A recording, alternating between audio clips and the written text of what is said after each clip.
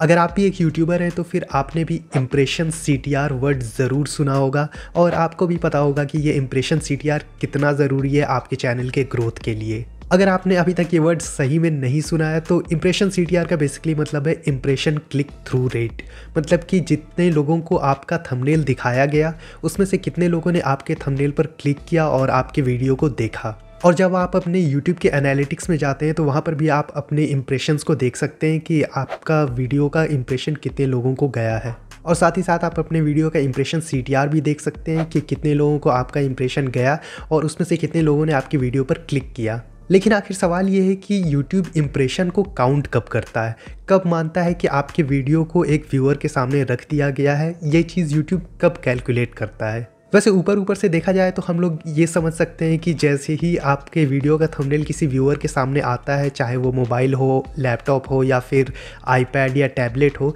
जैसे ही आपकी वीडियो का थंबनेल किसी यूज़र के सामने, किसी व्यूअर के सामने आता है तो यूट्यूब जो है वो उसे एक इम्प्रेशन की तरह काउंट कर लेता है। वैसे अगर आप ऊपर से समझना चाहें तो इतना समझ सकते हैं, लेकिन अगर आप इसे डेप्थ में समझना चाहते हैं तो फिर वीडियो को आगे देखते रहिए। अगर हम थोड़ा डेप्थ में जाएं और ये पता करने की कोशिश करें कि YouTube इम्प्रेशन कब काउंट करता है, तब हमें ये पता चलता है कि जब हमारे वीडियो का थंबनेल किसी यूज़र के सामने 1 सेकंड या उससे ज़्यादा तक रहता है और हमारे थंबनेल का 50% से ज़्यादा पोर्शन स्क्रीन पर रहता है, तब हमारा थंबनेल का इम्प्रेशन काउंट होता है। मतलब कि अगर किसी व्यूअर ने इस तरह से अपने मोबाइल या लैपटॉप पर स्क्रॉल किया और हमारा थंबनेल भी उसी स्पीड में स्क्रॉल होता हुआ चला गया और स्क्रीन पर 1 सेकंड से ज़्यादा के लिए नहीं रुका, तब हमारे वीडियो के थंबनेल का जो इम्प्रेशन है वो काउंट नहीं होता है, क्योंकि वहाँ पर 1 सेकंड से ज़्यादा हमारा थंबनेल नहीं रुका स्क्रीन पर। या फिर अगर स्क्रॉल करते हुए यूज़र जो है वो कुछ इस तरह से रुक जाता है और नीचे में जो थंबनेल है या फिर जो ऊपर में थंबनेल है वो 50% से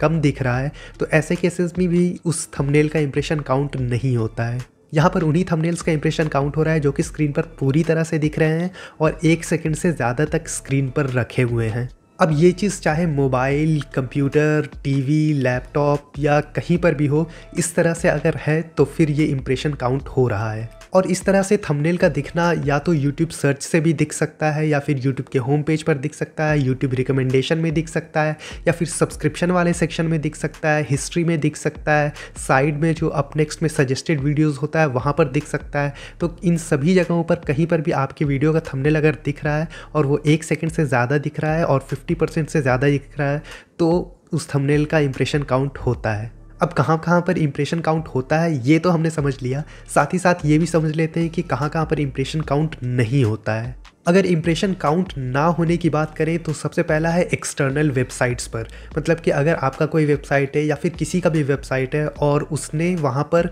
एम्बेड कर रखा है वीडियो को, मतलब कि उसका लिंक डाल रखा है और उसको वहाँ पर शो किया हुआ है, तो वहाँ पर अगर कोई व्यूअर जाता है तो वैसे केसेस में आपके थंबनेल का इम्प्रेशन काउंट नहीं होता है। या फिर साथ ही साथ कोई भी एक्सटर्नल सोर्स हो, जैसे कि आपने व्हाट्सएप पर किसी को अपना वीडियो शेयर किया हो और वहाँ पर वो उसके थंबनेल को देख रहा है, तो वहाँ पर थंबनेल का इम्प्रेशन काउंट नहीं हो रहा है। उसी तरह से YouTube के मोबाइल वेबसाइट पर भी इम्प्रेशन काउंट नहीं होता है। मतलब कि अगर आप अपने मोबाइल ऐप पर जब वीडियो खोलते हैं और वहाँ पर थंबनेल दिखता है तो वहाँ पर तो थंबनेल काउंट होता है, लेकिन अगर आप क्रोम ब्राउज़र में मोबाइल पर खोलते हैं YouTube और वहाँ पर थंबनेल दिखता है तो वहाँ पर इम्प्रेशन काउंट नहीं होता है। उसी तरह से YouTube किड्स ऐप पर और YouTube म्यूज़िक ऐप पर अगर आपका थंबनेल दिखता है तो वहाँ पर भी इम्प्रेशन काउंट नहीं होता है। इसके अलावा एंड स्क्रीन पर भी जब आप अपना कोई वीडियो लगाते हैं, मतलब कि आपका वीडियो एंड हुआ और एंड स्क्रीन पर आपने अपनी किसी और वीडियो को लगाया हुआ है, तो वहाँ पर जब आपकी वीडियो का थंबनेल दिखता है तो वहाँ पर भी इम्प्रेशन काउंट नहीं होता है। उसी तरह से कार्ड्स जो लगाते हैं वहाँ पर भी इम्प्रेशन काउंट नहीं होता है।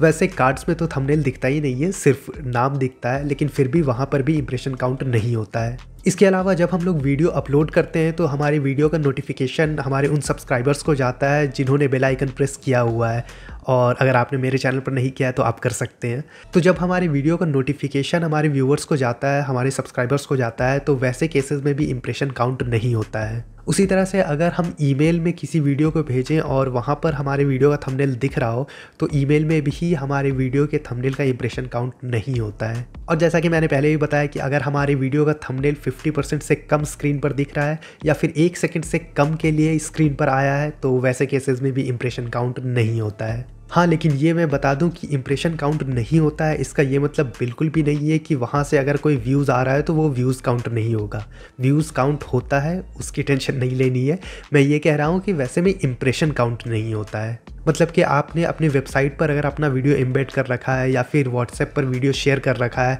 और वहाँ से कोई वीडियो को देखता है तो आपकी वीडियो पर व्यूज़ तो आएगा, लेकिन वो इम्प्रेशन काउंट नहीं होगा, व्यूज़ काउंट होगा। अगर आप इस चीज़ के बारे में डिटेल में पढ़ना चाहते हैं तो मैं डिस्क्रिप्शन में लिंक दे दूँगा, वहाँ से जाकर आप लोग पढ़ सकते हैं। तो फिर मिलते हैं अगली वीडियो में।